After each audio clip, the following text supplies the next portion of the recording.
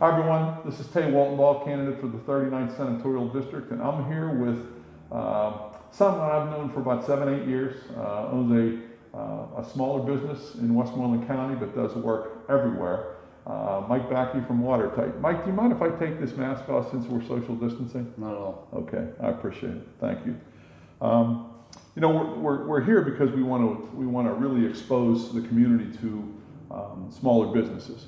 And I know that your business really has an impact in Westmoreland County. Tell our viewers and listeners exactly what you do at Watertight. In Watertight Home Improvements, we are a remodeling company. We do commercial work, a lot of carpentry, a lot of roofing, basically anything interior, exterior of a home. I employ 7 to 8 guys full time, and basically deal with guys that are green because there's not a lot of people in the trade. So we bring them in, we train them, we teach them, and we try and keep them. And we're going to get to that in 1 second too. Do me a favor, talk a little bit about the individuals that work for you and the impact that they have and the impact you have on their lives. So I got involved with Recovery Friendly Workplace through Westmoreland County through a friend of mine, and they found out that I gave people jobs that other people wouldn't hire. I don't exactly do a background check. I will drug test people when they come in, and then I'm all for giving people a second chance, And I found some guys that they come in and work, and they have some gratitude because not a lot of places will hire them. Mm-hmm. So and the one point you made earlier was this is a tough field. People aren't knocking on your door for work. Yeah, we've experienced very just a lot of low interest in the trades. It's hard work.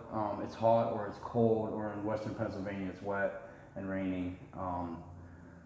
But it is hard work, and it's very rewarding work though. And it's not that I get a lot of people. I run an ad constantly to hire. Mm-hmm. I don't get a lot of applications, and if I do, I don't get a lot of callbacks. So I don't expect a whole bunch of people to run to an ad that I have very often. Well, the individuals you hire, many of them are in recovery. They may have spent time in prison. Right.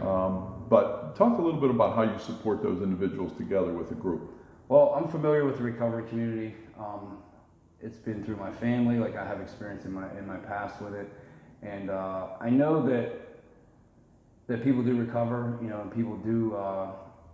I found that these people are more genuine. They are honest, even though if they've had a troubled past. It seems like that they've been turned away so many places that once somebody gives them a chance, they're grateful for it. So they become some of my best workers. Mm-hmm. And I mean, you have to train everybody. As far as I'm concerned, I have to train everybody because I don't get experienced carpenters ever. Yeah. And part of that too is going to meetings and things like that. Yeah, there's a good community. There's a good recovery community in Westmoreland County, and I know where to guide them. I know people in recovery. I know people that can help, and there is help available. And once a person is ready to change, the stuff's available for them to get to it. And I'm able to help them get there. And I've helped people get their license back and buy houses, and we've guided guys to change their life. And I've had people in drug court. I've had people on parole, and I have a guy right now that has a GPS monitor on, and he's one of my best guys. Mm-hmm. Well, it's kind of nice that you do that because more companies really need to offer that kind of support to individuals and so forth. So you support them financially, personally, professionally. That's a nice way to look at it. Right, and I think that it's the time that people spend not doing something is where people get in trouble, and we give them something to do every day. And there's some accountability there. Plus, they earn money, and mm-hmm. There's always growth, and it's good to. There's nothing better than standing back and looking at somebody grow and change and better themselves. Yeah. It's rewarding. And you've seen a lot of that, Yeah. I've had 3 guys in the last 5 years start their own businesses. So yeah, that's terrific. They're growing. Yeah. We're going through this pandemic, and I know that impacts everybody, whether it's professionally or personally and so forth. Talk a little bit about if and how that even impacted your business. Well, for my business, luckily we were on a project, so we didn't have to completely shut down. Right now, it's affecting the business because there's not deliveries. You can't get stuff for weeks and weeks on end, and I didn't have to lay anybody off. I didn't have to shut down work, and then the government allowed us to continue working because we're considered essential workers.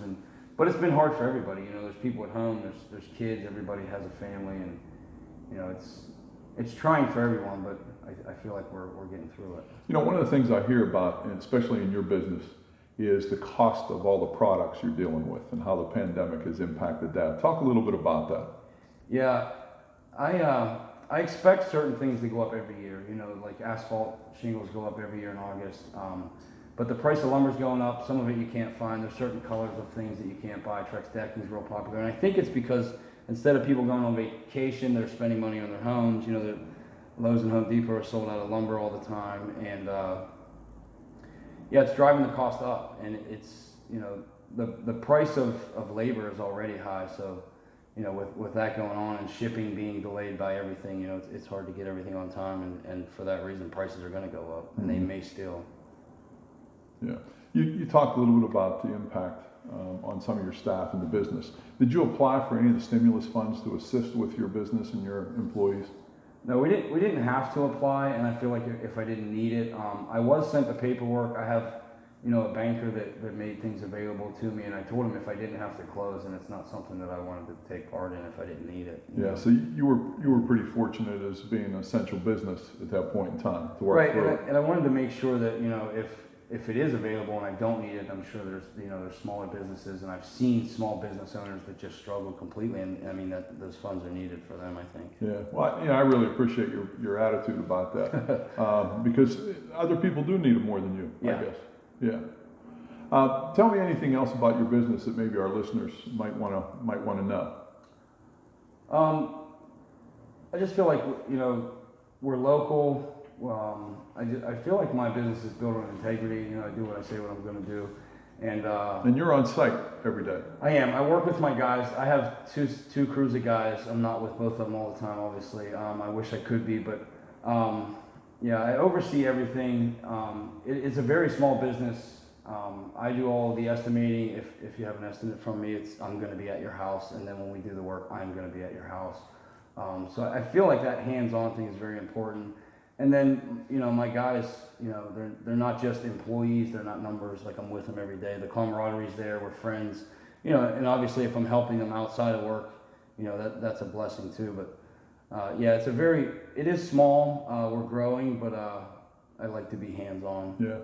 Well, I can personally say I've seen your work done in a couple different areas, and I appreciate the work that you do, and our community and those people that want to get in touch with you. How would they get in touch with you?